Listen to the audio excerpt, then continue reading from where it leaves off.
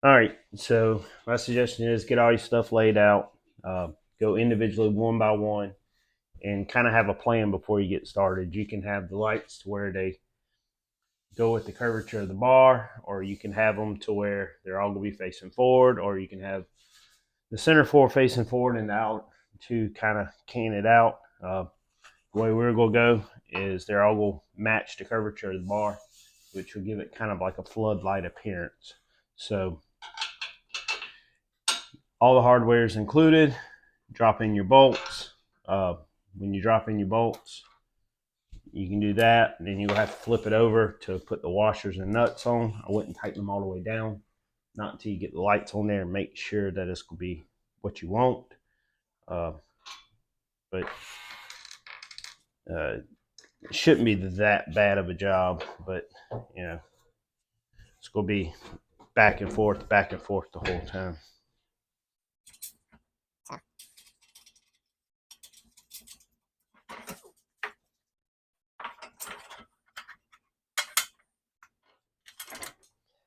There's 3 holes in each one of these things, but you only get 2 bolts for each bracket. So just be remembering that. I don't think it's going to be a requirement to have 3 there, but I'm just going to try to keep them all uniform as best I can.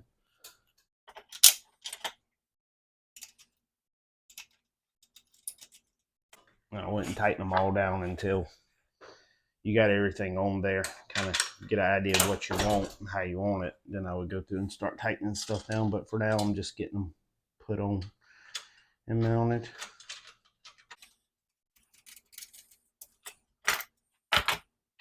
All right, so all of this is here. I'm gonna start tightening down some of the bolts. She's gonna help hold some stuff, make my life a little easier.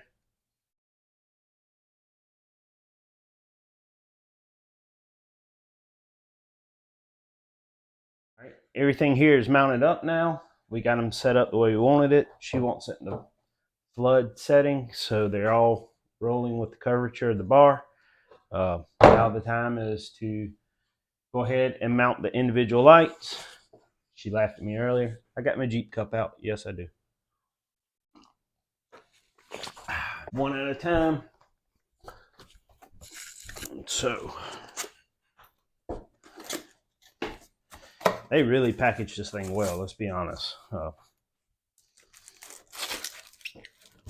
They're nice. They seem kind of heavy made, but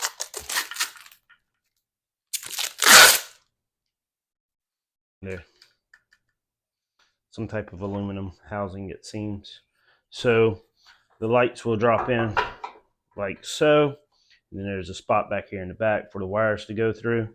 So I will work on doing that now. Everything's got shrink wrap on it, or heat shrink, whatever you want to call it.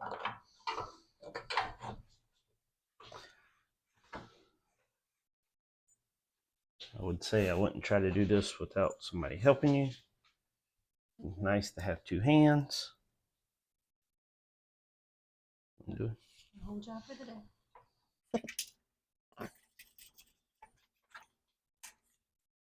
I would make sure that when I've done it, always use the lot washers that's included. That way you're not having to fight it.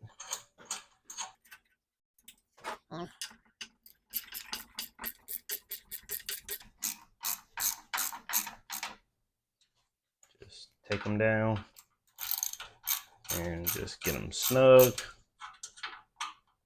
Tighten it up later. Yep, you tighten it up once you get it on the car. Right. I told Red I really wanted to film the last one because I want you to listen to this noise. It was like so satisfying. Okay, let me pencil. Wires to the back. Wires to the back.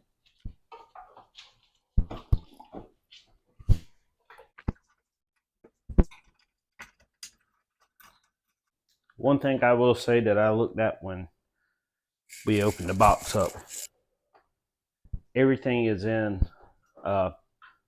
it's already set up for you. You're not having to try to run anything through wire loom. It's already in loom. They use heat shrink at all their connections. I mean, this is done very well. I'm kind of impressed. They actually put some time and effort into this. How I'm going to get all these wires underneath this bar, that's yet to be seen. I don't know. I'll have to figure it out. Maybe I can run it in there, but we'll have to kind of figure it out as we go. But anyway, stay tuned. Let's see what I can do.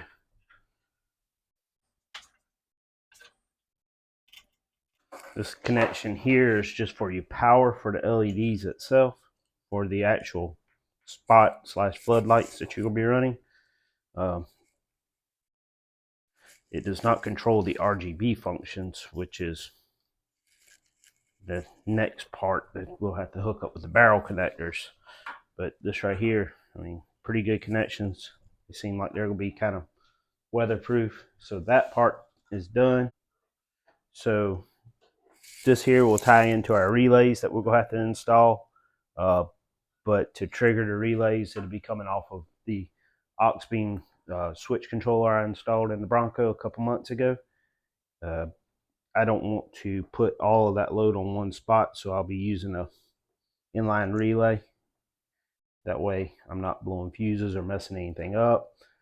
I'll have that video later when I get that started. But now I'm wiring in the RGB barrel connectors for this. You'll have 3 on one side, and then it'll be another harness for 3 on the other. They're pretty self-explanatory. They got a indent on one side, raised portion on the other. You slide it in. It's got rubber gaskets, makes waterproof seal. And once you do that, then you'll have to run it to a splitter somewhere, but they included that in this kit. On the back side of this bar here, I know you can't see it, there's some like structure support areas in there. And what my plan is I'm going to tuck all of the wiring up under these structures, and they do provide some zip ties, and my goal is I want to zip tie all of these underneath on both sides to kind of like pin it in place. That way I don't have to worry about it trying to come loose, because the worst thing I think you can have on your vehicle is a whole bunch of exposed wires. As you can see, you want to take your time when doing this part of it, because you want it to be right. You want to, I'm funny about this type of stuff. I want it to all kind of tuck into where it belongs and not have a whole bunch of exposed wires. So take your time, do it right the first time, that way you don't have to worry about it later. It's just my food for thought on that. Now that that's done, we can now see that we have successfully mounted the lights and got the wiring as best I can for now. So the next step with this will be the accessory parts. So there's a little indent right here. Push it down, that will come off. It's got some paper from Ford in there, whatever. It's probably a part number. If it's anything like the CV axles, it don't go to nothing. So, but then you're going to remove this plastic piece that's underneath it. This 10mm flange bolt or nut. You will need them, so do not lose them. So what's going to hold your bracket down. Pretty simple to remove. This is what you got to do for this part. As you can hear, our dogs are alive today. That piece comes off. That drops right there.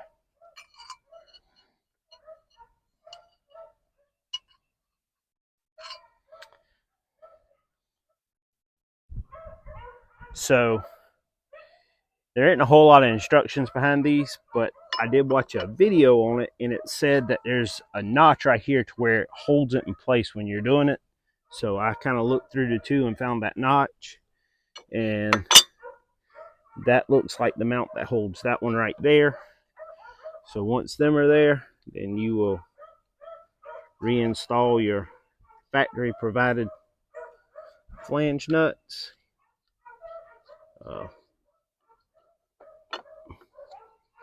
This is like a big washer that mounts on top of this to kind of hold it in place.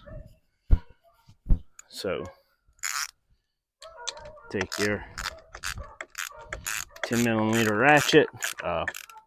You want it tight, but don't break it. There's probably a torque spec on this. I do not know what it is, but it ain't gonna be much because these are 1/4" bolts. But just snug them up.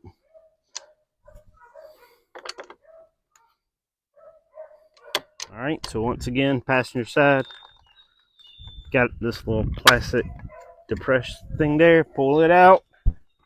Pull it out. 10mm flange bolts. I would retain these plastic clips. I wouldn't throw them away. Reason why, their color, well, they're matched to your car. But, you know, if you ever decide that you go get a different Bronco, you can take this light bar off and transfer it to the next one and just throw these right back on there. And once again, that drops in. Got the little raised edge right there. Put your washer right there. Put your flange nuts that you saved from taking off the plastic clip. They kind of self-align with some big holes on the bottom, so that's kind of neat. So, and then just snug it down. Remember, they're 10mm. They're not a whole lot of, if I had to guess, the torque value on it's maybe 10 foot-pounds, something like that. It's not a whole lot.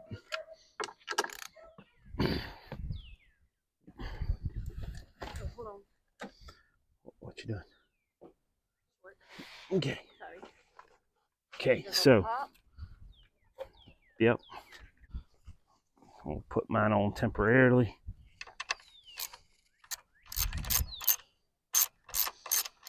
And I'll come back and tighten my bolt.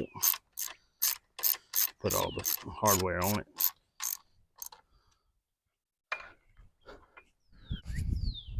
Hold this.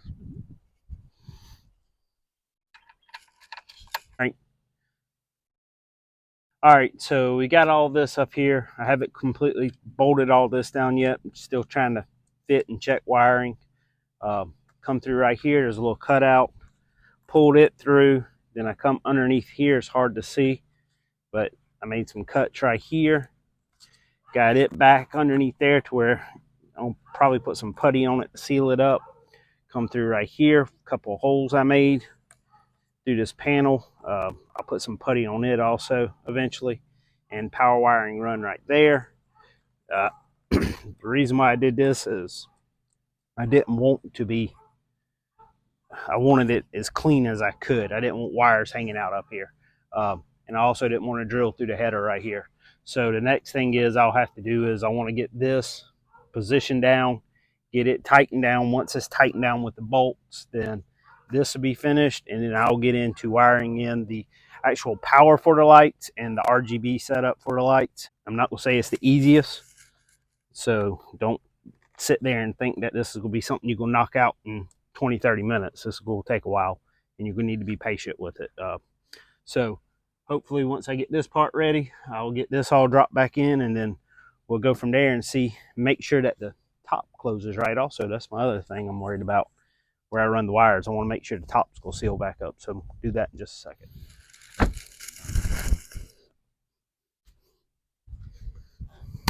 Top seals. All right.